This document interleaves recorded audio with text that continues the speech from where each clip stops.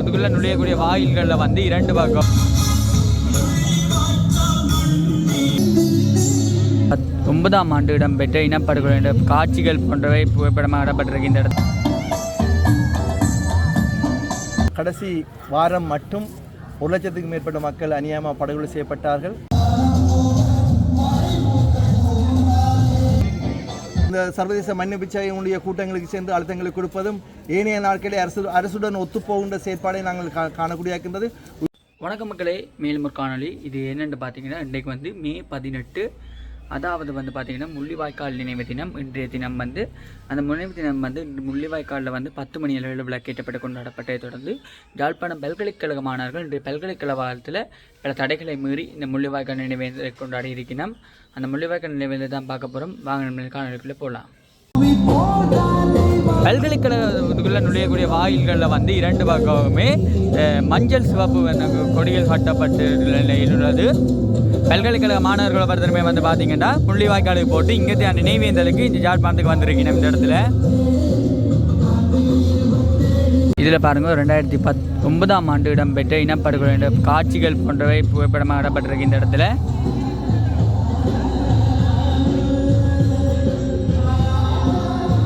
இது வந்து இனப்படுகொலையான போன காட்சி, அது இடம்பெயர்ந்து போய் நம்ம மக்களோட பொறுத்தவரையுமே அந்த காட்சிகளை வந்து பாருங்கள்.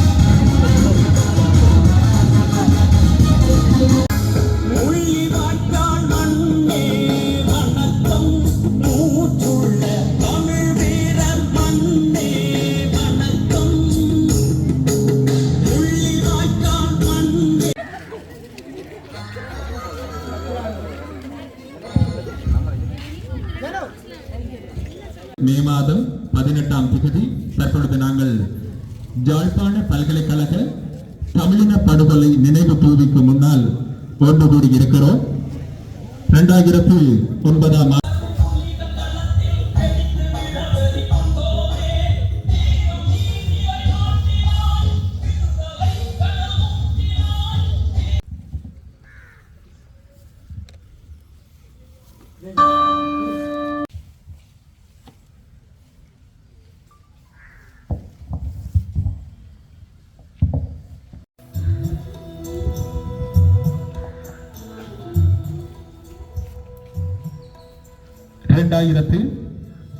ஆண்டு ஸ்ரீலங்கா இராணுவ படை தரப்பு யாழ்ப்பாண பல்கலைக்கழகத்தின் தமிழின படுகொலை நினைவு தூவிக்கு முன்னால் நாங்கள் அனைவரும் உணர்வுடன் அணிதிரண்டிருக்கிறோம்.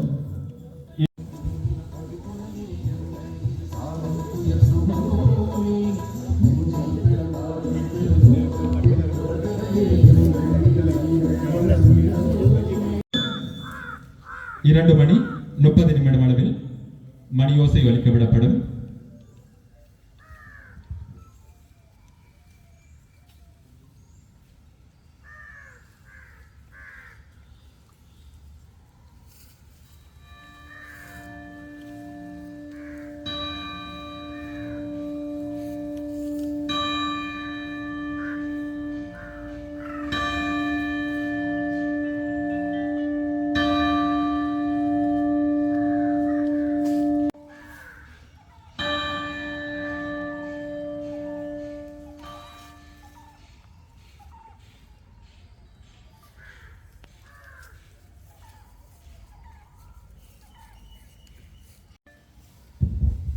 அனைவருக்கும் நன்றிகள். அடுத்ததாக பொதுச்சுடர் ஏற்றப்படும்.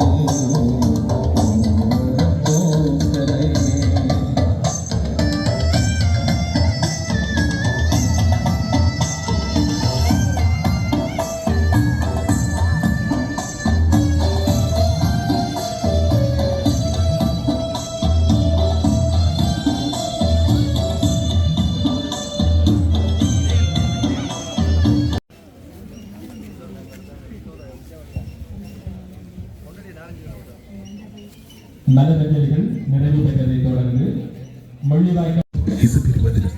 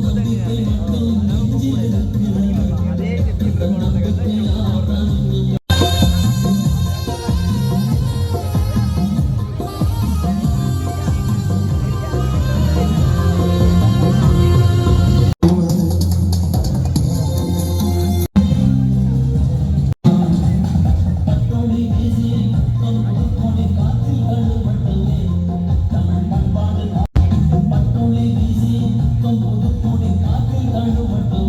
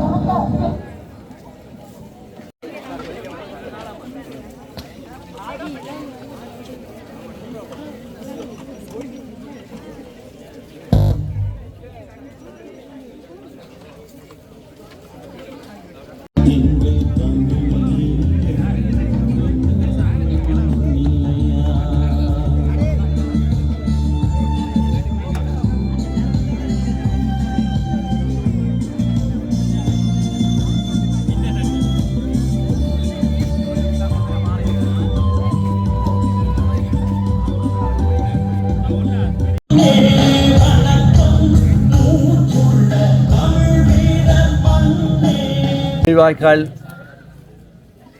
யுத்தத்திலே படுகொலை செய்யப்பட்ட பல்லாயிரக்கணக்கான லட்சக்கணக்கான அந்த ஆத்மாக்களை வணங்கி 2006 ஆண்டு ஆவணி மாதம் 8ஆம் தேதி ஆரம்பித்த யுத்தமானது 2009 ஆண்டு ஆவணி மாதம் மே மாதம் 18ஆம் தேதி முள்ளிவாய்க்காலில் நிறைவு பெற்றது. இந்த 3 வருட யுத்த காலத்திலே பல லட்சக்கணக்கான மக்கள் படுகொலை செய்யப்பட்டனர். குறிப்பாக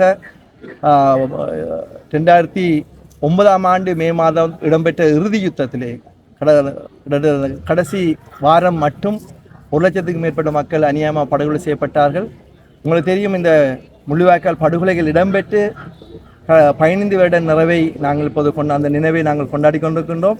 இந்த லட்சக்கணக்காக கொல்லப்பட்ட மக்களுக்கு இந்த சர்வதேசம் எந்த ஒரு நீதி விசாரணைகளை உரிய முறையில் மேற்கொள்ளவில்லை.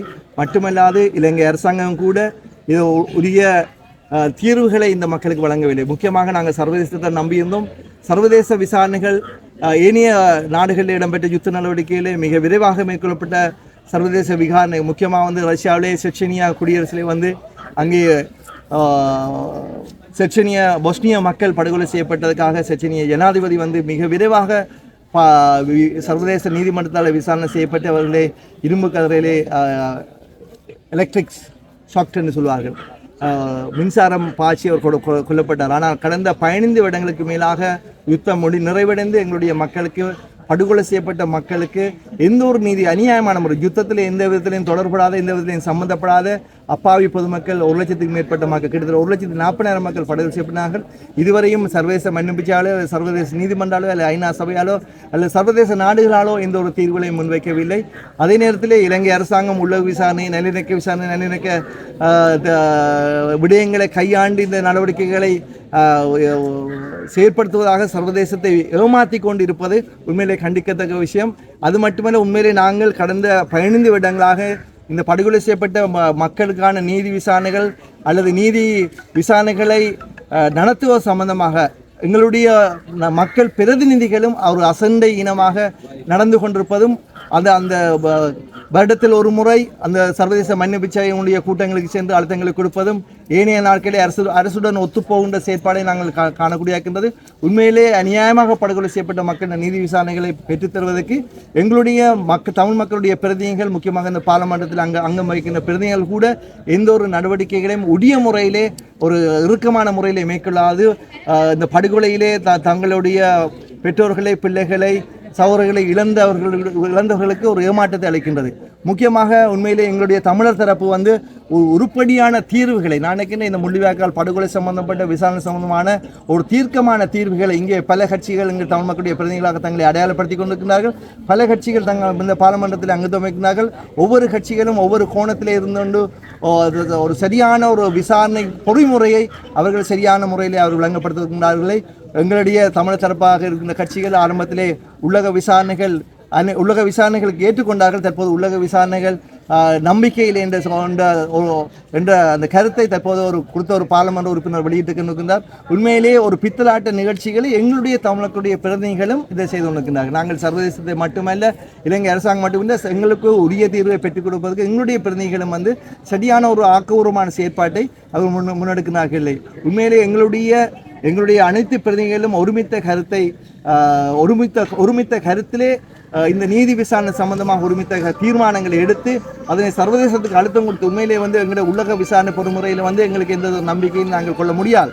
ஏன்னு சொன்னால் படுகொலை செய்யப்பட்ட அரசாங்கத்திடமே அவர்களுடைய அந்த படுகொலை நடவடிக்கையில் ஈடுபட்ட இராணுவத்தினரை விசாரிப்பதற்கான ஒரு அதிகாரத்தை கொடுப்பது இந்த வகையிலே ஒரு சரியான தீர்வை, ஒரு சரியான நீதியான விசாரணை அமையும் என்பதில் எங்களுக்கு நம்பிக்கை இல்லை. ஆகவே இந்த விசாரணைகள் இன்னும் காலதாமதப்படுத்தாது, இழுத்தடிக்காது. சர்வதேச நாடுகள், சர்வதேச மன்னிப்பு சபை உடனடியாக இந்த நீதி விசாரணைகள் மேற்கொண்டு எதிர்வரும் ஆண்டுகளிலே இந்த பாதிக்கப்பட்ட மக்களுக்கு இழப்புகளை சந்தித்த மக்களுக்கு உரிய தீர்வுகளை வழங்க வேண்டும் என இந்த நாளிலே நாங்கள் பல்கலைக்கழக சமூகம் சார்பில் கேட்டுக்கொண்டு இதை நிறைவு செய்கின்றேன். நன்றி.